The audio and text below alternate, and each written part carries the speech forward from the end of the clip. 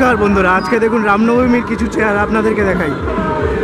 রামনবমীর জন্য আজকে দেখুন কত সুন্দরভাবে সেজেছে। আজ 17ই এপ্রিল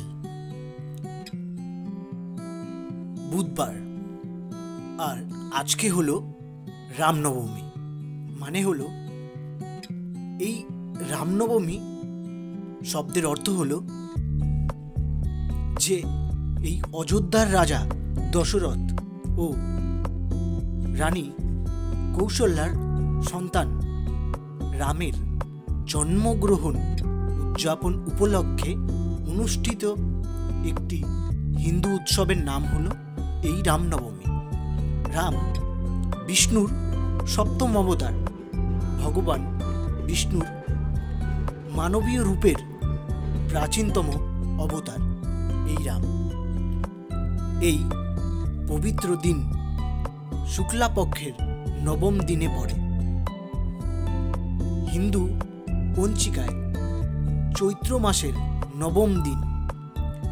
চৈত্রের এই 9 দিনের বসন্তের নবরাত্রি পালন করা হয়। রামনবমী সবচেয়ে গুরুত্বপূর্ণ হিন্দু উৎসবের মধ্যে একটি।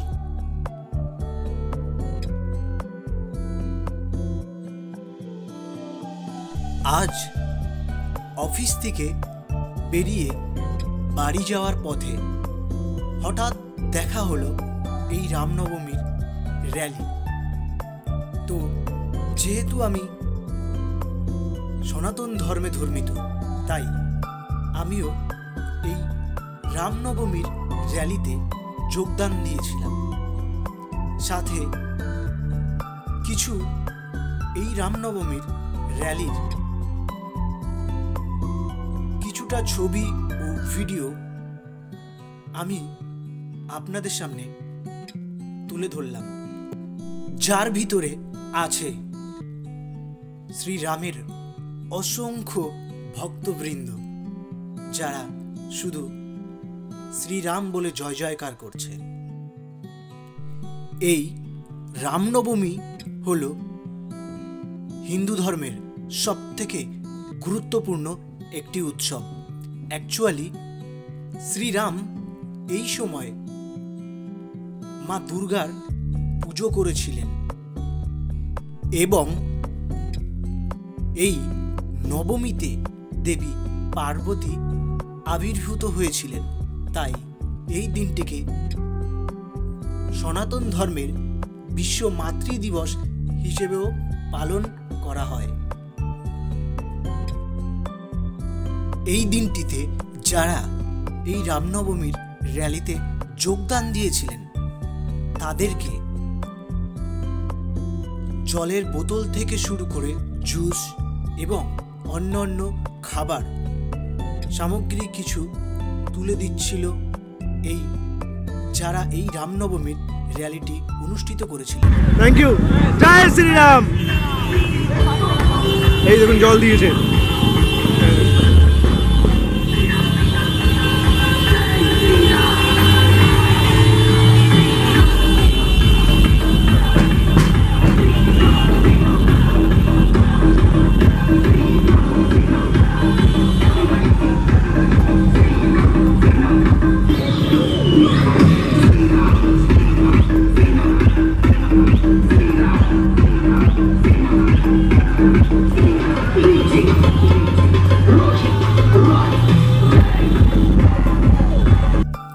আপনারা হয়তো অনেকেই জানেন না যে এই রামনবমীর পুজো কেন করা হয়। না জানলে আজ জেনে নিন যে এই রামনবমীর পূজা কেন করা হয়। রাজা দশরথ ও রানী কৌশল্যার সন্তান হিসেবে এই দিনে দেবতা রামের জন্ম হয়েছিল। তাই এই দিনটি রামনবমী হিসেবে পালন করা হয়।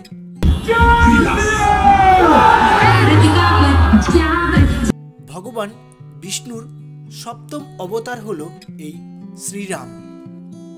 অনেকেই বিশ্বাস ভগবান বিষ্ণু পৃথিবীতে মানব অবতার রূপে জন্মগ্রহণ নিয়েছিলেন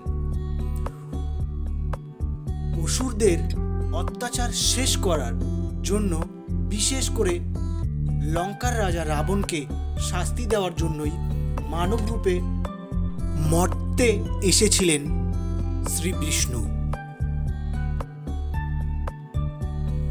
এই রামনবমী উদযাপনের মেন বিশেষ কারণ হল শ্রীরাম এই সময় মাতা পার্বতীর পূজা করেছিলেন, তাই আজও এই বাসন্তী পূজার দিনে রামনবমী পালন করা হয়।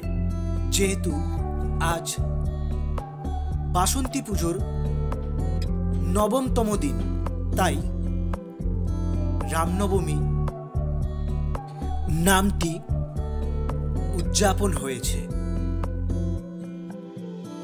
বিশেষ করে লঙ্কার রাজা রাবণকে শাস্তি দেওয়ার জন্যই মানব রূপে মর্তে এসেছিলেন শ্রী বিষ্ণু, আর রাবণ ছিলেন বরপ্রাপ্ত।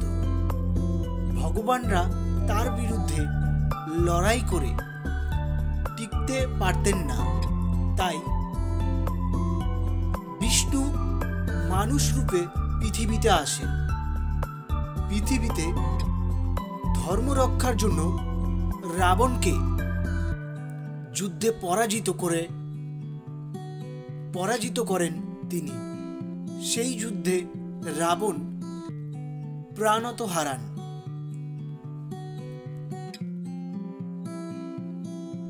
এ পৃথিবীতে যত রাম ভক্ত আছেন তাদের কাছে একটাই অনুরোধ, সেটা হলো একবার হলো বলে নেবেন জয় শ্রীরাম।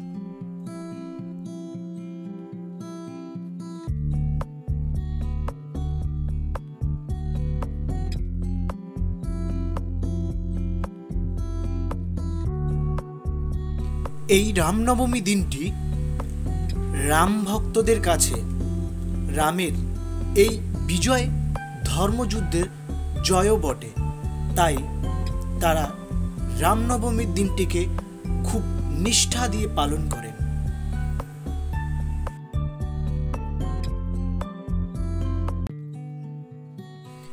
যারা রাম ভক্ত আছেন তাদের কাছে কিছু অনুরোধ হইল, এই দিনে পুজো করলে কি হয় সেটা কি আপনারা জানেন? তবে শুনে নিন। এই দিনে পুজো করলে অনেকেই বিশ্বাস করেন যে এই দিনে নিষ্ঠা দিয়ে পুজো করলে মনের অনেক আশঙ্কা পূর্ণ হয়। ভগবানের কৃপায় সব ধরনের সংকট থেকে রক্ষা পাওয়া যায় এই দিনে পুজো করলে।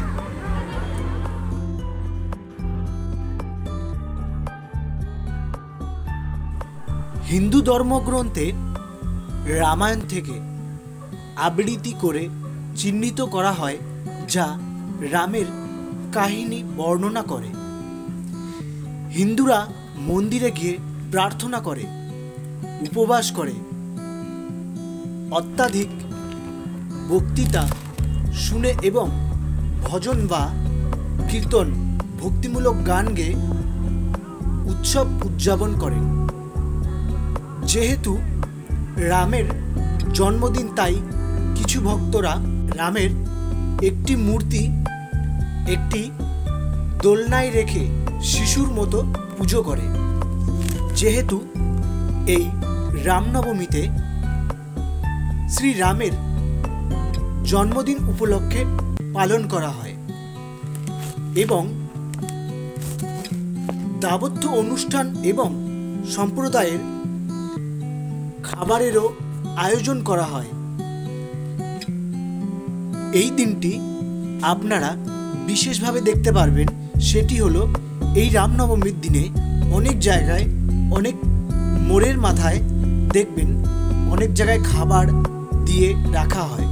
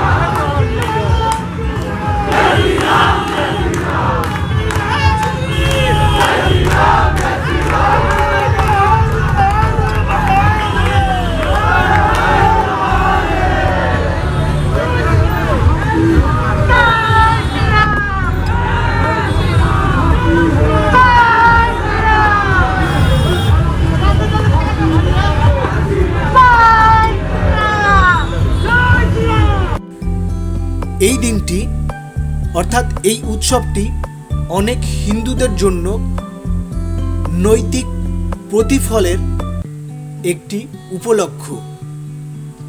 এই দিনে গুরুত্বপূর্ণ উদযাপনগুলি হল সারা ভারতে অযোধ্যা এবং অসংখ্য রাম মন্দিরে সঞ্চালিত হয়।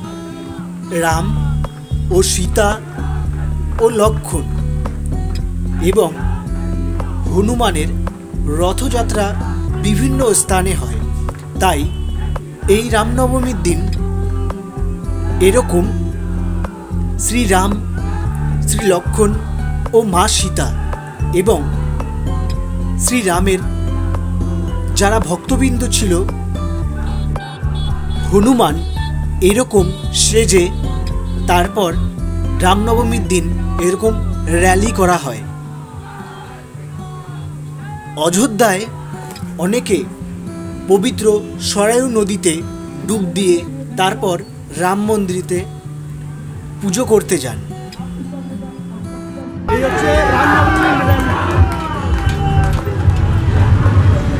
दोस्तों, ये रामनवमी है। कृपया करके यहाँ मर्यादित भाषाओं का प्रयोग करें, आप शब्दों का प्रयोग ना करें। এখানে এখানে সর্বত দেওয়া হচ্ছে, যারা ইয়ে হচ্ছে তাদের জন্য।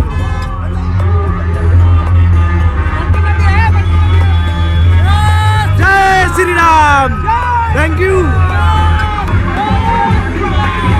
জয় শ্রীরাম।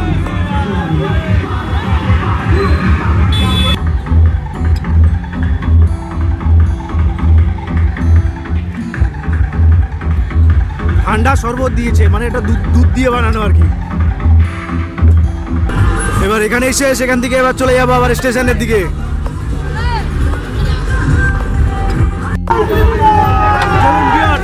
এবার এখান থেকে সোজা বাড়ি যাবো। আর হচ্ছে এই তো রামনবমীর আপনারা সব র্যালিটা দেখে নিলেন, এই দেখুন।